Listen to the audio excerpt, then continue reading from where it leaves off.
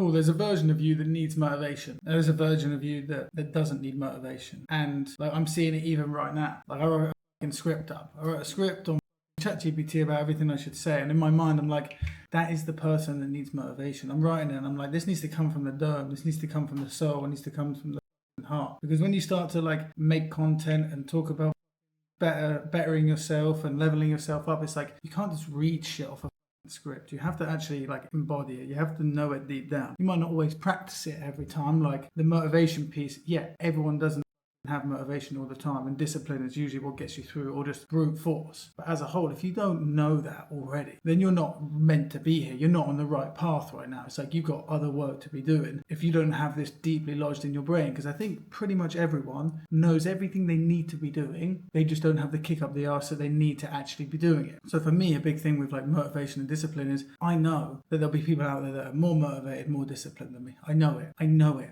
But I know what I need to do to get myself in that state. So one of the things for me is to get out of the house. And like if you're watching this and you're a bit like, what do I do? How do I stay motivated? How do I become more disciplined? To actually know what you need to do, put yourself in the best possible place to win. So if you know that you lock in after you've done X, Y, Z, do X, Y, Z first. You know, for me, I know that as soon as I leave the house, I'm a new man, new person, I get new done. As soon as I meet people, so if I've got shit to do, I'll try and book meetings for the morning, because I know if I've got meetings in the morning, it's like, bomb, first meeting, let's crush it, then I'm blasting the rest of the day. So for me, I'm just tactically putting these things in place so that I don't need the motivation. So I'm almost like forced discipline, because I think it's, you know, unrealistic sometimes to think that I'm going to be this person all the time. You can get on these good runs. Don't get me wrong, you get on these good runs where you just skyrocket for a long period of time, but they don't last forever. Nothing lasts forever. There's spring tides and neap tides, ebbs and flows, peaks and troughs, whatever the you want to call it, ups and downs, ball and bear. Like it's going to go up, it's going to go down, but the main key is that you actually know. So you have your former self, you have your current self, and you have your new self. Three like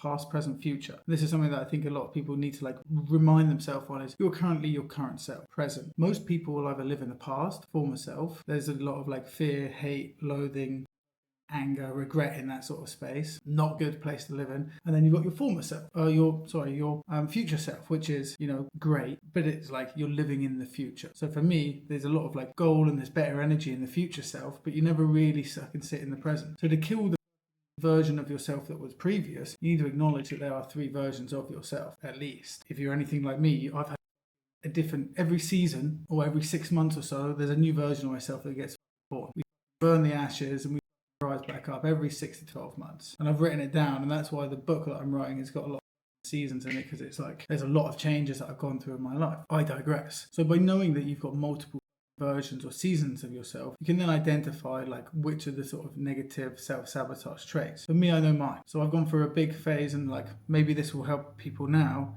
is that in order to kill the version of you that needs motivation, you have to identify who that person is and what things are keeping you aligned with that person. So for me, huge one, cigarettes. Next one, cheap sex, one night stands, you know, shit like that. The same thing, but like let's just call it one. Cigarettes, one night stands, or like cheap, easy sex. I don't mean cheap as in cost. I mean as in like, you know, they come around, when they leave, you never see them again. And then I thought of another one the other day, but those are the 2 initial ones that always spring to mind for me, because they're just 2 things that I've done since I was 18 years old. I'm now 30 years old. I'm coming up with my 31st birthday this year. So I've been through the ringer. I've done a lot of, I'm not going to go into my story now, but lived a life of ups and downs, let's call it that. A lot of a lot of introspection has happened. Anyways, so for me, like noticing that those 2 things are key elements in my former self, and I'm still like sometimes doing them. Cigarettes, definitely. I've been holding off on the women because it just hasn't served me. I just know it's bad for the brain and the energy, like constantly chasing women. I haven't done that for a few years, but it's like still happen occasionally. Let's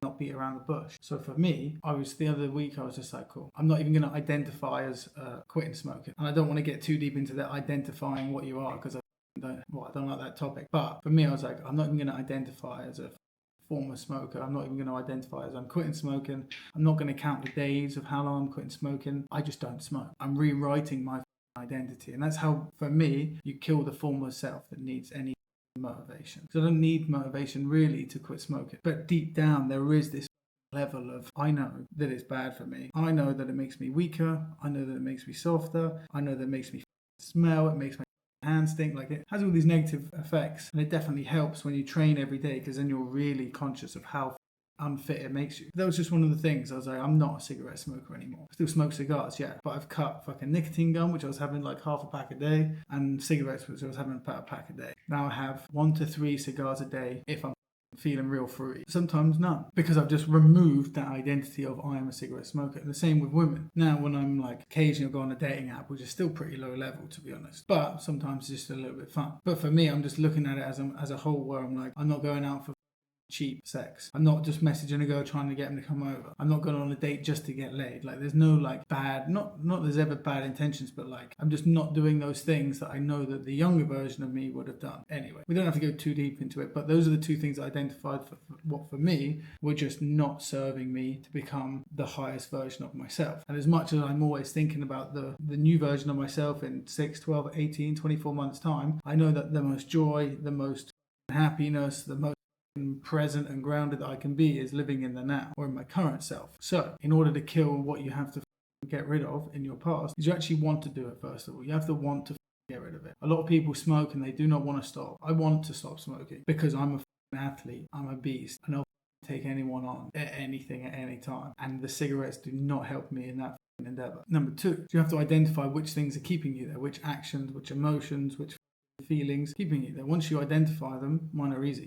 Women and cigarettes, you make the choice. So number 3 is you make the choice. I'm not this person anymore. And you'll fall back into it, I'm sure. It takes, some people can cut it off straight away, but like the devil is always on your shoulders. The devil is always waiting to bring you back in, reel you up from the deep. So for me, I know that in times of stress or hardship or fucking anger, I'll crumble more often. So I know what I'm doing is, in order to stop that feeling and stop that emotion of like anger, annoyance, frustration, I'll read more, I'll just read more books. I'll work a little bit less, and I'll make sure I train more, and spend more time with friends and people like that, because I know that those things keep me level-headed, they keep me grounded. If I'm on my own and I'm grafting and like getting into my head about shit, that's not going to help anyone. And the main thing is not going to help me, because then I'll fall back into those cycles. Because life is about cycles. You're just a pattern recognition device. And at the end of the day, if you don't notice the patterns that you're repeating, then you'll just do the same shit over and over again. You'll never grow, you'll never change, you'll never actually become the person that you're destined to be. So for me, to kill the person that needs motivation, there's so much more to it. I don't want to drag on. We've only gone into the past self. When you go into the future self, it's a lot different, because you can just attach yourself to goals, attach yourself to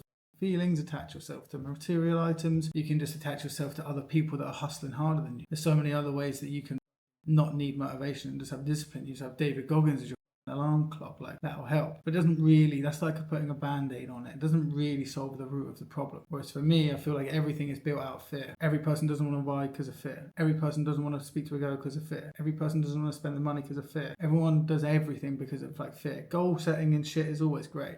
Future proofing, chasing the cheese as opposed to running away from the cat is always great. But everything is fear. So for me, I always start with the fear. So the fear for me is still being that old person. Hence cutting the things that keep me in that place. So yeah, it's been a while since I've done a YouTube video. I'm really missing them, and I'm going to be doing more, because again, it's just one of those things. I had other priorities, so I prioritized those other things. For me, I know this is where I really get a lot of information off my mind, and I hope that it gives a lot of information to other people, food for thought. I know they're not always the most structured. And this is what you find with other creators, is they'll get their iPad out, they'll do a script, they'll have a teleprompter, which is great, and it's super valuable. But right now, it's just not how I feel like I should live. I like coming from here, because there's so much in here that I just want to get it out. When you're reading off something, you're not really taking it from the brain. You're putting stuff in, and you're just being a funnel. You're just a fucking trumpet. Whereas for me, I can't be a trumpet. I can't be a puppet. It has to come straight from the dome and out through the mouth. If you're still here, subscribe. I know we've been doing more like fun vlogs and stuff, so the focus is more fun vlogs and educational content. And then if you're still here, then hit the mini course in the description, because right now the mini course is free. It shows you how to get a role on LinkedIn. There's no obligation. You just use it and get some results. So yeah, in a bit, like and subscribe. Bye for now. Ciao, ciao.